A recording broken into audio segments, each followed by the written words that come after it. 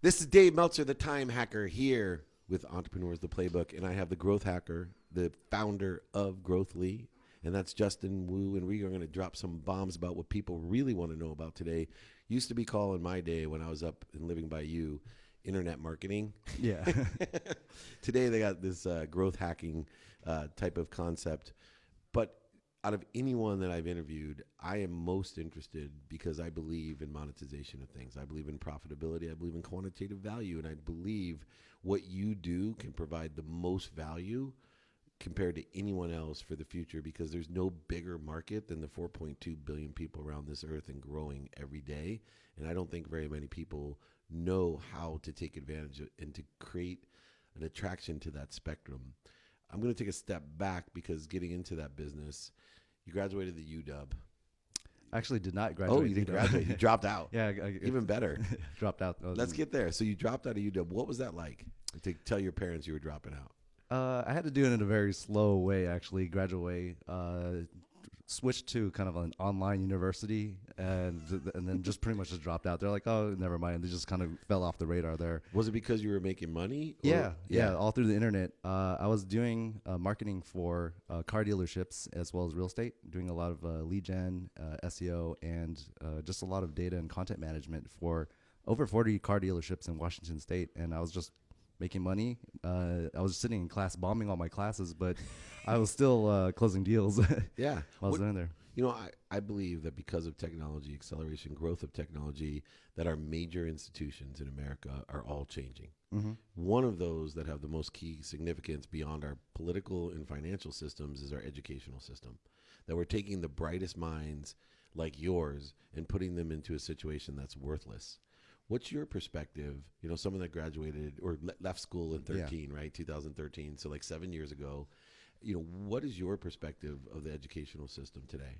I think that there is value there, especially if you're going into some very hard skill sets for like engineering, becoming a doctor. I would trust a doctor that went to school versus an internet doctor. Yeah. So it depends on like kind of like what path and course you want to go to. I did value my education in University of Washington. It's an amazing school, and I learned a lot there. I just think that the pricing of school just got overinflated just because of the student loans and the way that everything's structured. So I think that the prices need to come down to match the kind of reality and expectations on I think just the pricing of it is overinflated. But I think also the course curriculum needs to change, right? They need Definitely. to have courses taught by you in growth hacking more than, you know, OChem or whatever else. Yeah. You know, like art history is great, but I would rather and prefer people be more interested in art history online and finding the art that they enjoy and learning about the art that they enjoy, instead of someone standing in a lecture hall with 270 people putting up huge mosaics of Monet and talking about the water lily. And I'd much rather be online in a micro course with Justin Wu telling me how to create my brand and build my brand and monetize my brand. Definitely, and I think that also too is just there's a lot of waste. They force you to take these classes that just is not relevant to what you need to do, and you have to spend like 2 years on prereqs. You only spend actually 2 years really in the degree and major that you're trying to get into, if you get into it as well too. So you know, I think it's definitely inefficient, and I think that for me, I was just like internet marketing, fintech, and all these other industries are just moving so fast. I was just learning it through both experience and just the internet that's available. And how'd that affect your social life? One of my greater concerns I have 2 college daughters right now, and I literally am fine with them being there just for the social growth of being able to interact with others and learn a whole bunch of life lessons. Moreover, than, you know, both are extremely Dean's List, great academic students, but I really don't give a shit. And I hope they're watching this because I don't care. I'd rather them learn how to unite and unify with people and to emotionally attach and to motivate people and inspire people. For you, what was your social life like, you know, leaving that huge environment into really a money-focused, micro-focused growth hackpreneur person? Yeah, I mean, it was already isolating as is, because especially like Seattle is a very tech-heavy city, but everybody is tech corporate. And so there wasn't even a lot of entrepreneurs in general in Seattle. So it was pretty much just me and a few other people. The startup scene was non-existent at that time. And so the challenge though was how do I go out and connect with other people that relate to me? And I wasn't able to do that locally. Things are changing now a little bit, but I found that for me, that's where I was started going all online on social media, like LinkedIn, Twitter, and just started to build my social contacts and interact with people. If I can't find them locally, I either find them online or just uproot myself and start traveling to other cities like Los Angeles and San Francisco and New York, where there are other people that are thinking like me and thinking of other amazing ideas, and I can go out and connect with there. So I think that for me, I found that when I grew up in Seattle, it was limiting, and I either could just stay there and just hit a wall, which I did for a little bit, and I decided to just like take my bags and just hop over and change my environment if the environment there wasn't fostering kind of the growth that I needed. There's so much opportunity with what you do. It's applicable to every industry. It's growing every day. The Fortune 500 branded content is going to be soon, probably 90% of all marketing and advertising dollars will be put through branded content, which will require growth hacking in what you do. How do you choose which, client, which industry, which vertical, which product, which brand, whatever it may be, to work with in order to maximize what I assume is your objective, the revenue that you create? Yeah, definitely. I think that for me, the main thing about growth hacking is going beyond just internet marketing and just marketing in general. Typically, marketing in the past has looked at very top of the funnel type of channels out there, and growth hacking really was born out of San Francisco, and it was a marrying a few different disciplines that usually used to not be there. It combined software and development, product, data science and data analytics with cognitive science, was like what people like, consumers' behaviors. If you think about it as in terms of like the Fortune, even like 500 or all these other top companies, those are all different departments and different silos. Nobody's talking to each other. The marketer thinks they're right. The engineers don't understand what consumer behavior is, and consumer always thinks they're right as well too. So there needs to be kind of a growth hacker or middle layer that understands development and product as well as customer needs and translates that into terms of the priority for the growth that's needed. So for me, I always like to find and work with products that have that product market fit in the market. They just don't know how to kind of accelerate or find the different channels that they are tapping into. So for me, I've always like to work with heavy, strong products first. And then once you can take a strong product, we can always iterate and grow from there and launch it out there. I don't really focus as much as like what channels we're going to go out first. We focus on product.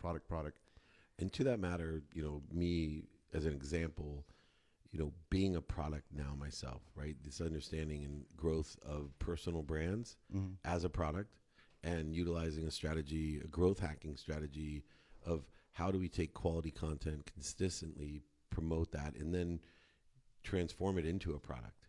And the timing of that's different. So you have people like, the fat Jewish that will just build an $11 million audience and then go to them and ask them, what do you guys want to buy? And then create that product and sell it for $100 million, to people like Tony Robbins and others that are out there just selling a product immediately, masterminds and, sales kits and tools and books and videos or whatever they're selling, through a personal brand as a product. Where do you see the opportunity for a personal brand that utilize growth hacking? Yeah, I think the opportunity, and I think that when we look at some of the personal brands out there, they haven't fully like productized themselves in sense of building like a full funnel of things to sell or capture. I guess the thing is they're not centralizing enough. Everybody's like focusing on personal, when they come to like social media and personal brands, they'll focus on the social channel itself. That's just top of the funnel. I think that you still need to just add the more core channels, like email marketing is still super strong. SMS and Facebook chat and Messenger is becoming even stronger just because the open rates and deliverability is insane as well. So I think that the next step to besides like for personal brands is to build up more of your other channels as well, to start centralizing your content distribution, and then go back out to all these other channels to essentially disseminate your content that's out there. And in terms of like monetization too, there's a lot of different opportunities in terms of once you're able to start centralizing all your community. Essentially, you can go into things from like affiliates to selling membership info products and just even collaborations as well. So there's a lot of different ways to kind of go out there. But again, like for me, I was thinking about building that inbound funnel first, and making sure that you're capturing all these different opportunities. And then from there, just content distribution on every other platform, so that you can kind of multiply your reach as well too. Yeah, I love the multiple approach and the non-focused, meaning it's so easy to modify content from one platform to the next. You might as well have them all. And I'm a big fan of, community for me is a beta test site on the texting side of things because the open rate is ridiculous. People are like, yeah, but you only have 100,000 of this. And I'm like, yeah, but, in the 20% open rate, that's like 20 million people. Yeah. Can do the math. It's so powerful. Beyond that, though, do you have any advice in the end, whether you're a product or a service or a personal brand, in the end, your content, right? Whether you're, the peanut butter dude dying, for, the peanut butter company, the Planters peanut guy dying, or, you're a phone company or you're Dave Meltzer as a personal brand. In the end, we all are just capturing, modifying, amplifying, and perpetuating our content. Definitely. What advice, works for the content? Because it seems, and I don't think it's a matter of analytics. I think it's a matter of frequency. And so I'd love to know from you, like, what do you look for in quality content, regardless of whether it's product, service, or personal? Yeah, there's different approaches or thoughts in terms of it. For me, my approach is, I'd say just mastering, not focusing on the channels that you're going to distribute to. I think it's just mastering the mediums of whatever you're creating the content with. In this case, we're on a podcast. Just absolutely just crush podcast editing and audio and just do that very well. Or if you're doing video and you just do best in video, just master that out, because every other platform now has video. Every other platform has sound. So I think that once you're able to really master the medium very well, then distribution just becomes like super simple and getting the word out there. But in terms of like finding like what's good content, I'm always a person about like experimentation, and I always like sitting down and just like writing all these different story points, as I call them, or ideas and concepts. Just essentially like it gives me templates to kind of just try out and see what's working and what's not working. But to me also too, it depends. Like if you are looking about it in a very analytical approach, you can also just take a look at kind of Google Analytics, YouTube, Google traffic as well. You can kind of see what's trending out there, and you can actually go out and chase that data. Well, I know in TikTok, right? That's part of the advantage. Yeah. And how smart TikTok is. They're literally begging you, saying, look, this is the hottest hashtag right to follow now. through. To follow through, right? Yeah. How important is consistency, right? The second piece of advice that I always get is, and this is in a traditional side too. I used to tell people it's the consistency, whether you're McDonald's, Coca-Cola, or a small.com. And I lived in the traditional era where the internet just boomed, right? When I started in this space of sales and marketing and branding. But consistency was always traditionally one of the most important things. How important is consistency today? Oh, super important. Just because I always tell people when they're going out, when they're building a personal brand or even their company brand, you have to kind of treat yourself as a real channel. If you don't get to that point that you're consistently pushing out content and episodes regularly, then people are not going to treat your brand and your content seriously as well. But also too, you're just fighting for attention now. It's like if you're not consistent, your competitors or other businesses are pushing out more content every single day. They're getting more awareness, and they're also pushing potentially at 10 different channels versus you and trying to spend on just one channel. They just 10x your reach, and that's out there. So to me, consistency is the most important, and then quality of content is also just as important, but I think that can be built over time. I think just executing and getting out there, it will still beat not consistency and just like high. I see people people stuck in the process of trying to create the best content, and they only deliver one video a month. It could be absolutely the best, but I want to see more fire. I think it's a big change. Is great advice. Yeah. One of the other things that to deal with is the blend of traditional with digital. And so, how important do you think it is that, you're seeing, I joke around, I have a few TV shows, on WGN, on Fox Sports, and some of the younger kids are like, why are you on TV, Dave? Nobody's watching that. And I said, here's why. And I think it's really important that I'm still on the front page of, the Times every once in a while, right? I'm still in the Entrepreneur magazine almost every month, featured in there for something. It's not because there's more eyeballs watching the TV show or watching the magazine or the newspaper. It's being able to capture the traditional side because it's still exciting. There's kids that don't even have TVs, right? They have no cable. Yeah. But when they find out, oh my God, you're on Fox Sports, they'll never watch it on Fox Sports. Yeah. But they it adds understand the credibility. Yeah. Where do you see that blend today, and where do you see it going? Yeah, I think it's going to continue to grow, but obviously everything is a lot of publications, and everybody's kind of gravitating towards online distribution and online content now. But I think that there's still a strong amount of people. There's a lot of people still listening to radio. There's people still watching TV, even though it's very fragmented out there. I think that it's still a worth channel to what I call stacking growth. Is you just want to hit all these different channels and see what works for you and what doesn't work for you. I personally would never ever discount any channel out there as long as there's still viewers and audience. And like you said, even if not every single person's going to actually watch that video at that time, you can still take that content and distribute it to your own audiences. You took that, let's say you go on Fox, you can take that Fox clip and share it on your emails. You can share it on your retargeting ads. You can use that as a moment that did happen to give you that credibility to then leverage it even further as well too. So it's definitely worth getting onto all these other different platforms as well, as long as the audience and the context of that matches kind of like your business needs and community. Well, Justin, you've given incredible advice and insight. I'd be amiss if I didn't ask you, as the growth hacker, as the man, what is the best growth hacking advice that you can give me with my personal brand? The best growth hacking advice? For me, I would say is the best growth hacking advice would be a lot more, I guess, collaborations. I think collaborations is key. There's a lot of other different content creators out there, especially on different channels or different audiences, and you already do that through hosting.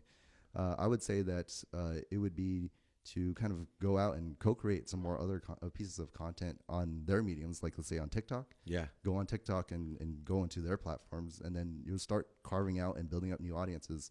Another growth hack for personal brands is localization. Taking your content, translating it to Chinese, Spanish, India. Great advice.